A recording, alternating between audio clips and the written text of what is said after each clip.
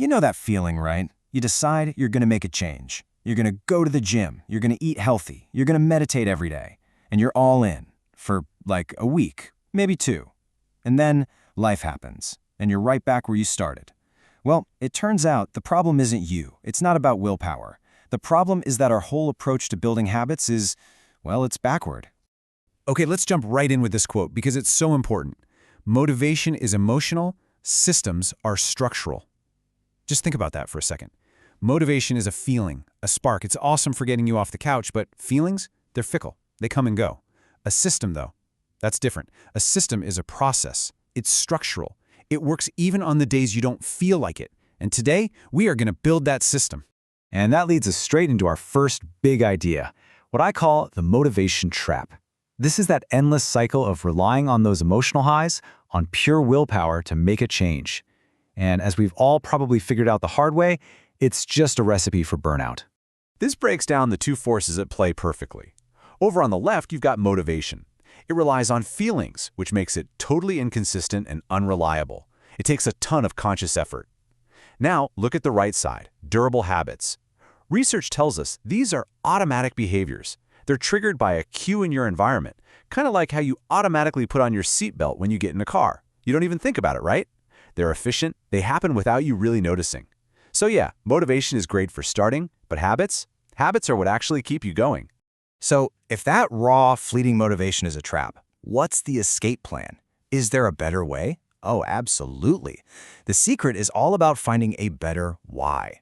It's about tapping into a kind of motivation that's way more powerful and way more sustainable. And the science behind this is super interesting. It's called self-determination theory. And all it really is a way of understanding why we do what we do. It makes this one crucial distinction. Are your actions autonomous? Meaning, are they driven by you, by your own internal values? Or are they controlled, driven by some kind of external pressure? And wow, the difference here is night and day. Controlled motivation feels like, I have to do this. It's powered by guilt, pressure, or maybe chasing some reward. And what's the result?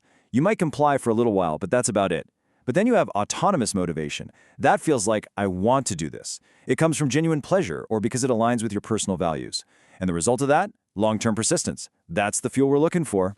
The best way to picture this is as a spectrum, what researchers call the self-determination continuum. Way over on one end, you've got motivation that's purely external. You're only doing it to get a reward or avoid punishment. But as you move along the spectrum, that motivation starts to become more, well, yours. You start doing things because you personally value them. Then they become a part of your actual identity. And finally, you might even do them just for the pure joy of it. So here's the crucial point. The goal isn't necessarily to make every single habit feel like a party. Instead, the real goal is just to move yourself along that continuum, to the right. It's about internalizing the value of a behavior so deep down that it starts to come from your actual sense of self. And that right there brings us to the core aha moment of this whole thing. The single most effective way to change your habits is to stop focusing on what you want to achieve and start focusing on who you wish to become. It's a huge shift from doing to being. Which, of course, leads to the big question, right? Okay, that sounds great in theory, but how?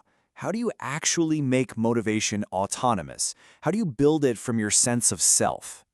You do it by changing your focus. Look at this. We're so used to outcome-based goals, which focus on the result. I want to run a marathon. An identity-based goal flips that on its head. The focus is on who you want to become. I want to be a runner. Can you feel that difference? It's huge. The goal isn't just to write a book, it's to become a writer. It's not about getting fit, it's about being a healthy person. And this isn't just some nice idea, the research completely backs this up. The key, just like this quote says, is fostering the belief that exercise is part of who I am. See, when a behavior gets wrapped up in your identity, it stops being a chore you have to do. It just becomes an expression of who you are. Okay, so we've got the what and the why. Now let's get practical. Let's get to the how. How do you systematically build this new identity? Well, you use something called the behavior identity feedback loop. And it's actually a really simple but incredibly powerful three-step loop. Step 1, choose. Decide on the type of person you want to be, not the outcome, the person. Step 2, prove it. You start taking small, consistent actions that prove that new identity to yourself. And step 3, reinforce. Every little action you take is like casting a vote for that new identity. This is honestly my favorite way to think about it. Every single action you take is a vote for the type of person you want to become. So, going for a 5-minute walk, that's not just about getting fit, that's you casting a vote that says, I'm a healthy person. Writing just one paragraph, you're casting a vote for, I am a writer. These small wins start to pile up, and they build real evidence, real belief in that new identity. So why on earth does this work so well? Well, it plugs right back into that self-determination theory we were just talking about. When you focus on identity, you're tapping into the most powerful kinds of motivation there are. The action starts to align with your personal values. It becomes part of who you are.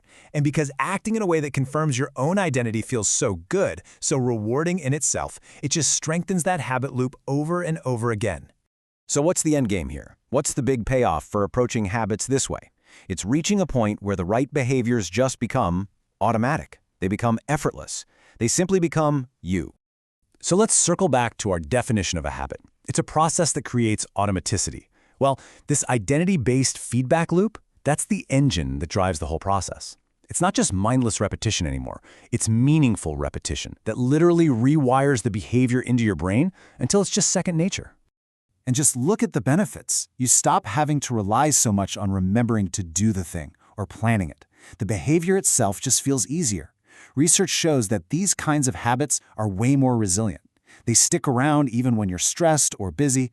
They become a self-sustaining pattern until, finally, that behavior is just a natural expression of who you are.